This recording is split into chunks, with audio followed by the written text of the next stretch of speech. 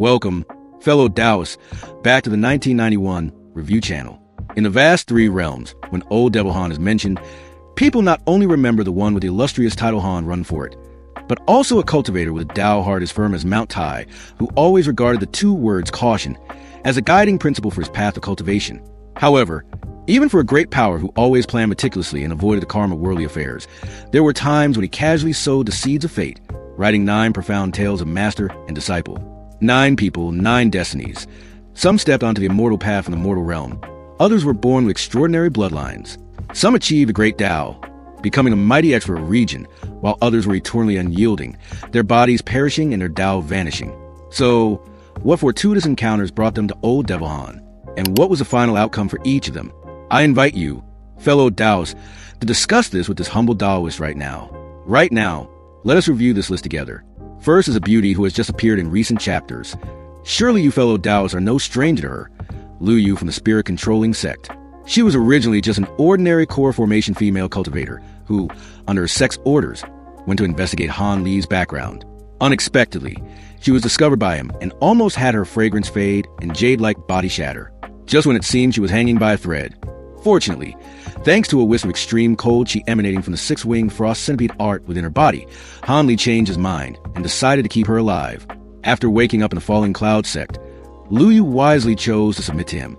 For this reason, Old Devil Han accepted her as a nominal disciple, entrusting her with the important responsibility of an elder overseeing the affairs of the Falling Cloud sect. Some time later, to save Nangongwan, Lu Yu risked her life to enter the Earth Devil Valley, and was unfortunately imprisoned by Han Li's second nascent soul at that time. It was not until Han Li personally took action that she was rescued and officially accepted as a disciple. Regrettably, her path to immortality was limited. Throughout her life, she had no affinity with the nascent soul great Tao. In the end, when forcefully trying to break through her bottleneck, she was invaded by her inner demons, and her body perished as her Tao vanished. Truly a life of a beauty, with a tragic fate. The second is a beloved daughter of his old acquaintance, Wenxia Tianqiner. From a young age, she was a prodigy in formation arts, and also possessed the incredibly rare dragon's roar physique. When Han Li saw her, a suspicion arose in his heart. Could this be the reincarnation of his old acquaintance Xian Rian? Therefore, he decided to take her as a disciple. Later, when he brought Tianqiner to Xian Rian's former residence, he indeed confirmed the speculation, as she had an incredibly special and mysterious connection to that place. From then on, Tianqiner's cultivation progressed in a straight line. Her skill in formation arts became increasingly profound, and her cultivation level also far surpassed her fellow martial brothers and sisters. Unfortunately, after Han Li ascended to the spirit realm, she was too eager to meet her master again, and rashly attempted to break through to the spirit transformation stage, where haste made waste. In the end, she suffered the backlash of her cultivation technique, and her primordial spirit was annihilated. This reckless act has left endless regret in hearts of fellow Taoists. The third person to be mentioned is Shi Jian. He was the one entrusted with the last wishes of the great development divine monarch upon his death. Han Li chose him for his simple and honest nature and his steadfast Tao heart, making him the perfect seed to inherit the great development art. Bestowed with countless spirit pills and wondrous medicines by his master, Shi Jian's cultivation progressed by leaps and bounds, and he also made great contributions to the sect. But in a great battle against a powerful enemy, he chose to sacrifice his body for the Tao, deploying a forbidden technique of mutual destruction. It was precisely because of this perilous move that Shi Jian's body perished and his Tao vanished, even before his own masters. Next is a young master from a noble family in the spirit realm with an extraordinary aura, Hai Da Xiao. In the beginning, Han Li sometimes had to frown at the somewhat naive nature of this disciple. If it weren't for the fact that Hai Da Xiao possessed the extremely rare essence melting physique and lightning spiritual root, it is feared that Han Li would have long since expelled him from the sect. What Han Li valued was his potential in lightning-based techniques, even planning for him to act as a Dharma protector for him during the crucial moment of overcoming the great heavenly tribulation. However, Hai Da Xiao chose to walk the path of dual cultivating both cultivation techniques and his physical body, causing his cultivation speed to be slower than expected. In the end, although he could not ascend with his master, he did cultivate to the Mahayana stage, remaining in the spirit realm to manage the Azure Origin Palace and inherit the legacy of Old Devil Han.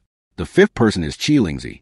He started as an unknown junior cultivator, but was fortunate enough to inherit the lineage of Patriarch Xian Lingzi. Han Li valued his character and comprehension, which were superior to others. He did not need much diligent guidance from his master. As long as he was provided with sufficient resources, he could comprehend the great Tao on his own. Indeed, Under Han Li's investment, his cultivation progressed at a divine speed, and he became a capable aide. Later, Qilingzi also successfully advanced to the Mahayana stage, continuing to contribute his strength to the Azure Origin Palace.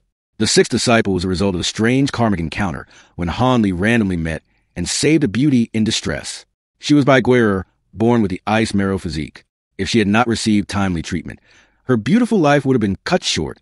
At that time, Han Li saw her supreme talent, and thus accepted her as a disciple. The truth proved that this was an extremely wise decision. Bai Guirer's cultivation speed could be described as world-shaking. Not only did she grow strong and steady, but she also became a living premonition, helping Han Li find a Hao-Yin stone to refine the Yuan He Wu Ji mountain treasure. After Han Li ascended, she finally succeeded in advancing to the Mahayana stage.